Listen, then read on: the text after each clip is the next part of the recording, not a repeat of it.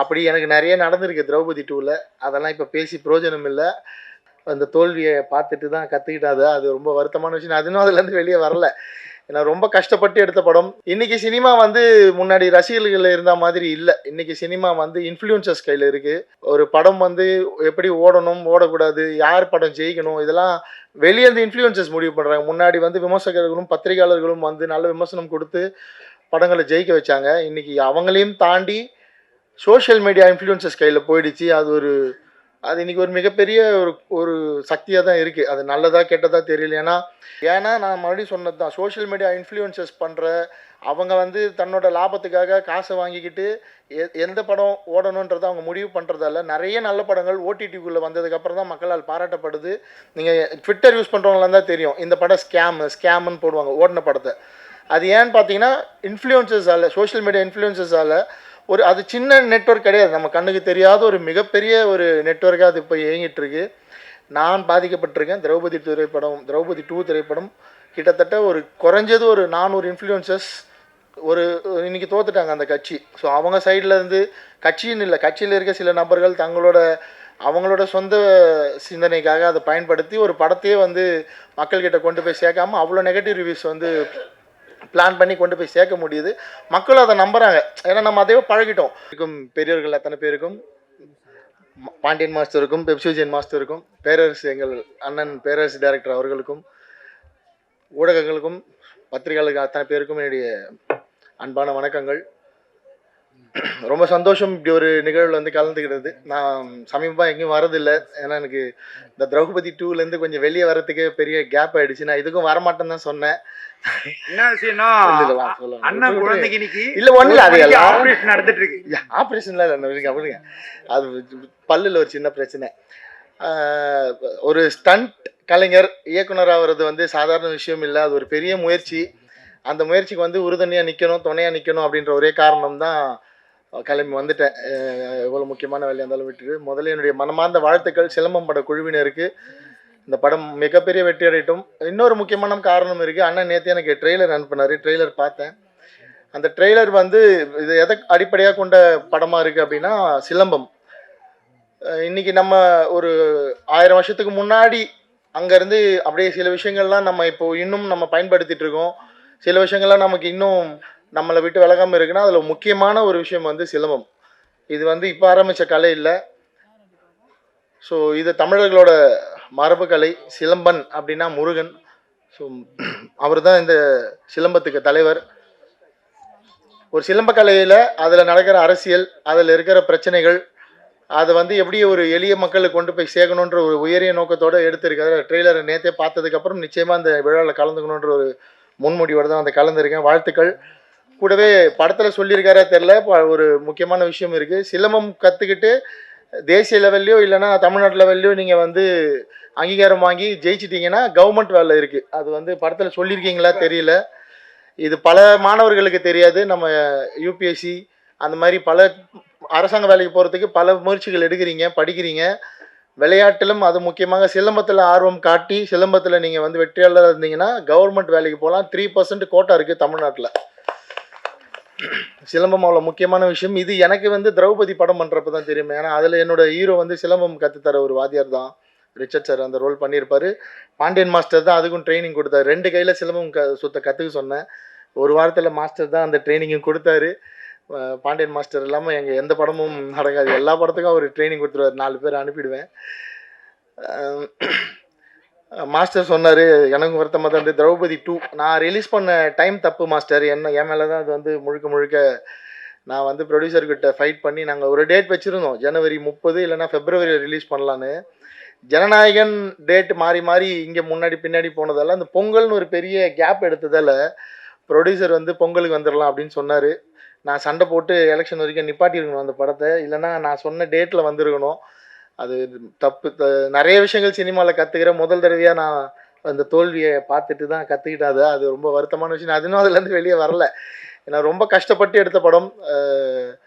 இன்றைக்கி சினிமா வந்து முன்னாடி ரசிகர்கள் இருந்த மாதிரி இல்லை. இன்றைக்கி சினிமா வந்து இன்ஃப்ளூயன்சர்ஸ் கையில் இருக்குது. ஒரு படம் வந்து எப்படி ஓடணும், ஓடக்கூடாது, யார் படம் ஜெயிக்கணும், இதெல்லாம் வெளியேருந்து இன்ஃப்ளூயன்சர்ஸ் முடிவு பண்ணுறாங்க. முன்னாடி வந்து விமர்சகர்களும் பத்திரிகையாளர்களும் வந்து நல்ல விமர்சனம் கொடுத்து படங்களை ஜெயிக்க வச்சாங்க. இன்னைக்கு அவங்களையும் தாண்டி சோஷியல் மீடியா இன்ஃப்ளூயன்சஸ் கையில் போயிடுச்சு. அது இன்னைக்கு ஒரு மிகப்பெரிய ஒரு ஒரு சக்தியாக தான் இருக்குது. அது நல்லதா கெட்டதா தெரியல. ஏன்னா நிறைய படங்கள் ஓடுறதும் அந்த அந்த சோஷியல் மீடியா இன்ஃப்ளூயன்சஸ்னால தான். சில படங்களை வந்து முடிக்கணும் சித்தாந்தமாக அதை வந்து முடிவு பண்ணிடுறாங்க முன்கூட்டியே.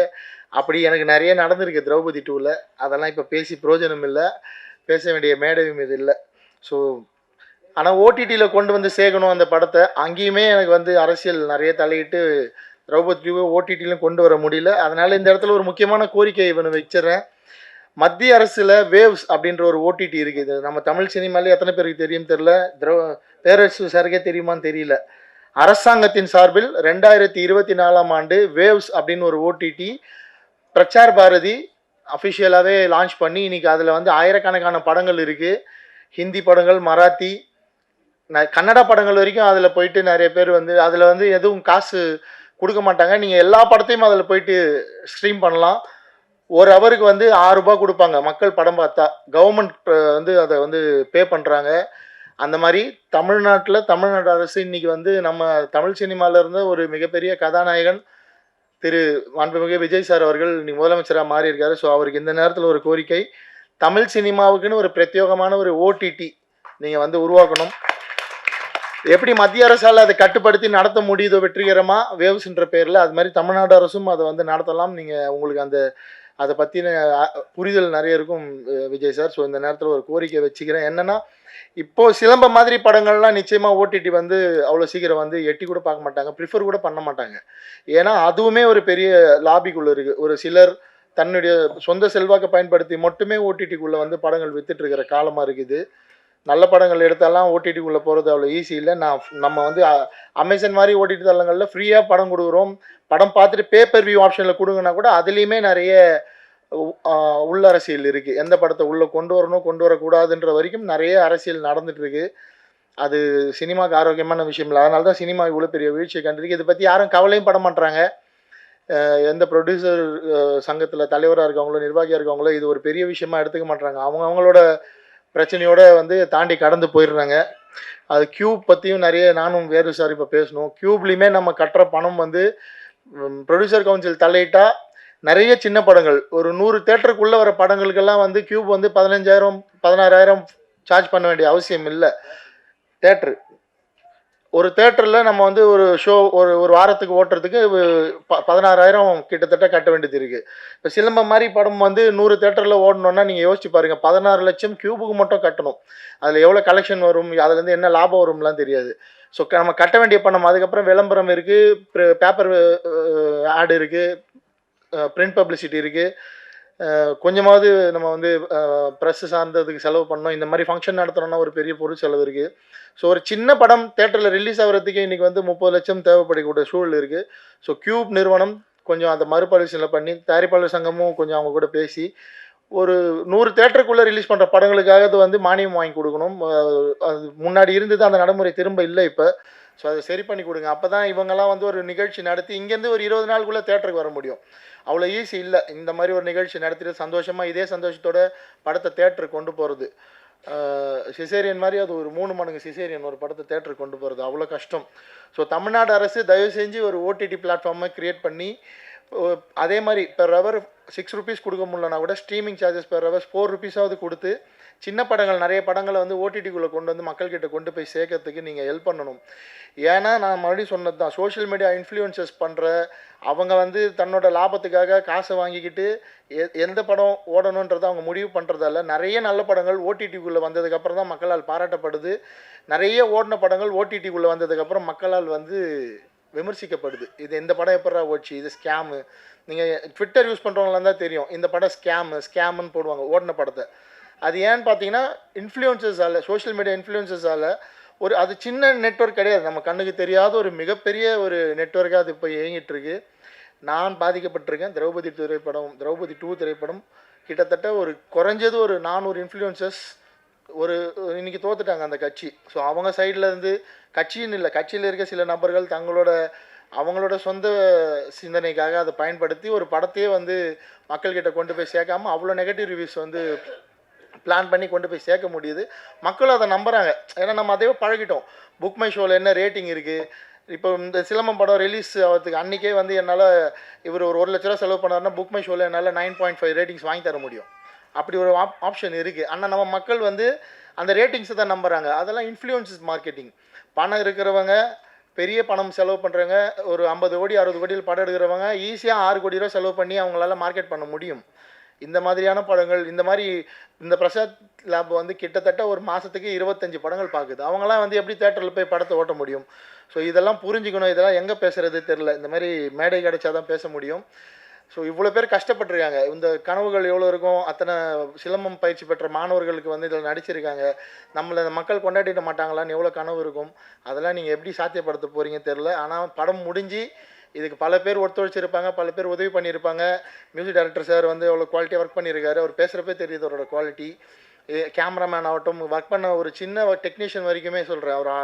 ஒரு ஆர்ட் டிபார்ட்மெண்ட்டில் ஒர்க் பண்ண ஆர்ட் செட் அசிஸ்டன்ட் வரைக்குமே எவ்வளோ இதுக்கு வந்து ஒத்துழைச்சிருப்பாங்க. அவ்வளோ பேரோட கனவும் அவ்வளோ பேருடைய உழைப்பும் வெற்றி பெறணும். அதுக்காக கொஞ்சம் இந்த இன்ஃப்ளூயன்சஸ்லாம் உங்களோட பர்சனல் சித்தாந்தங்கள் அதெல்லாம் வச்சுட்டு எல்லா படத்துக்கும் வாங்குற மாதிரி பேமெண்ட் வாங்காமல் இந்த படங்களுக்கு கொஞ்சம் சின்ன பேமெண்ட்டாக நீங்களும் ஸ்லாட்டை மாற்றி இவங்களையும் கொண்டு போய் ஒரு ட்விட்டரில் சிலம்பம் பற்றின ஒரு ட்வீட் போடணுன்னா நீங்கள் வாங்குகிற பேமெண்ட்டை குறைச்சிக்கோங்க. நீங்கள் நல்லா இருக்கணும்னா சினிமா நல்லா இருக்கணும். சினிமா தான் உங்களுக்கு வந்து சோறு போடுது. அதை வந்து மைண்டில் வச்சுக்கோங்க. ஸோ இன்ஃப்ளூயன்சஸ்னால் நம்ம வந்து பெரிய படங்கள் பெரிய டெக்னீஷியன்ஸ் கூட தான் ட்ராவல் பண்ணணும், அதுதான் மதிப்புன்னு நினைக்காம சின்ன படங்களுக்கும் தயவு செஞ்சு ஒர்க் பண்ணுங்கள். தமிழ்நாடு அரசும் தயவு செஞ்சு ஒரு OTT ஓப்பன் பண்ணி சினிமா வாழவீங்க. நன்றி, வாழ்த்துக்கள். மறுபடியும் சிலம்பம் படம் மிகப்பெரிய வெற்றி அடையட்டும். அத்தனை குழுவினருக்கும், உழைச்ச அத்தனை பேருக்கும், தயாரிப்பாளருக்கும், கலந்து வாழ்த்த வந்த அத்தனை பேருக்கும் என்னுடைய மனமார்ந்த வாழ்த்துக்கள். அடுத்தபடியாக திரு கானா ஸ்ரீதர் அவர்களை மேடைக்கு அழைக்கிறேன்.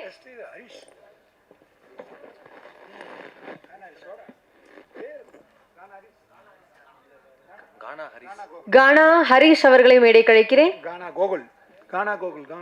மற்றும் கானா கோகுல் அவர்கள். இந்த படத்துல ஒரு முக்கியமான பாடல் வந்து எழுதியிருக்காங்க 2 பேருமே. அந்த பாட்டை கடைசியா எல்லாருக்கும் ஸ்கிரீனிங் பண்ண போறோம்.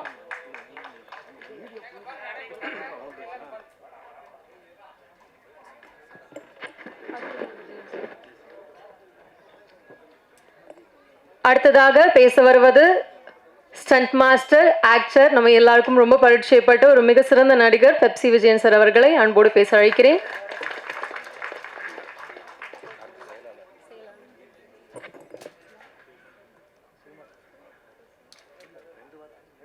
மரியாதைக்குரிய காலர் தூக்காத சொல்லுவேன்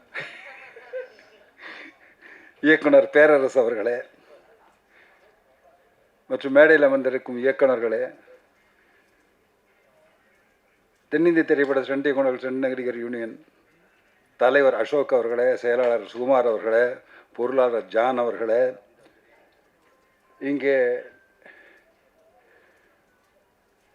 இந்த மோனிகா அந்த மாதிரி ஒரு பெரிய ஹிட்டாச்சு சாங், அந்த மாதிரி ஒரு பெரிய ஹிட்டாக கொடுக்க வேணும் இந்த மோனிகா ஹீரோயினு.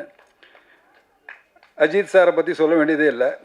ஆனால் இந்த அஜித்து சுழற்றுவார். சிலம்பத்தை மட்டுமல்ல, இண்டஸ்ட்ரியும் சுழற்றுவார் நம்பிக்கை எனக்கு இருக்குது. கூல் சுரேஷ் அவர்களை நீங்கள் ரொம்ப நல்லா பேசுனீங்க. ஆனால் ஒரு விஷயத்தில் எனக்கு கொஞ்சம் சின்ன வருத்தம் உண்டு, அதையும் எனக்கு தெளிவுபடுத்துகிறேன். அதாவது எங்கள் சங்கத்தின் தலைவர் அப்படியே கால் நடுங்குச்சு, கை நடுங்குச்சின்னீங்களே, அதெல்லாம் நடுங்கிற கூட்டமே கிடையாது. நாங்கள் நடுங்க வைக்கிற கூட்டம், அதை முதல்ல நீங்கள் புரிஞ்சுக்கணும். ஆனால் உங்கள் சிறப்புமிக்க எங்கள் யூனியன் மெம்பர் தான் அவர். ஆனால் அவருக்காகவும் நீங்கள் குரல் கொடுத்து லெஜண்ட் இதுலேருந்து அவருக்கு பண்ணாங்க முத்துக்காளைங்கின் போது, நிச்சயமாக உங்களுக்கு நான் வணக்கத்தை சொல்லிக்கிறேன். அந்த லெஜண்ட் இது பண்ணவங்களும் என்னுடைய நன்றியினை சொல்லிக்கிறேன். எங்கள் அருமைக்குரிய இயக்குனர் திரு ஜோதி அவர்களே, பாசத்துக்குரிய என் அருமை சகாக்களே, இங்கேருந்து போய் கன்னடத்தை கலக்குன்னு கலக்கக்கூடிய மியூசிக் டைரக்டர், என்ன பியூட்டிஃபுல்லாக மியூசிக் பண்ணிருக்காரு. என்ன விழா நாயகன் அவர் தானே.